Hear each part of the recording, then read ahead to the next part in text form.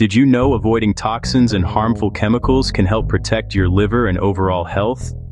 Your liver works hard every day to filter out harmful substances from your body, but excessive exposure to toxins can overload it and cause damage over time. Everyday chemicals found in cleaning products, pesticides, cigarette smoke, and even some personal care products can be harmful if absorbed in large amounts. Avoiding these toxins, whenever possible, reduces the burden on your liver and supports its natural detoxification processes. This can include choosing natural or organic cleaning and skincare products, washing fruits and vegetables thoroughly to remove pesticide residues, and minimizing exposure to air pollution or secondhand smoke.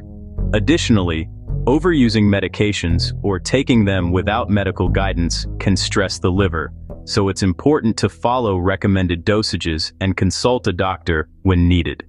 By being mindful of the chemicals you encounter in your daily life, you give your liver the best chance to function efficiently, protect your body, and maintain long-term health.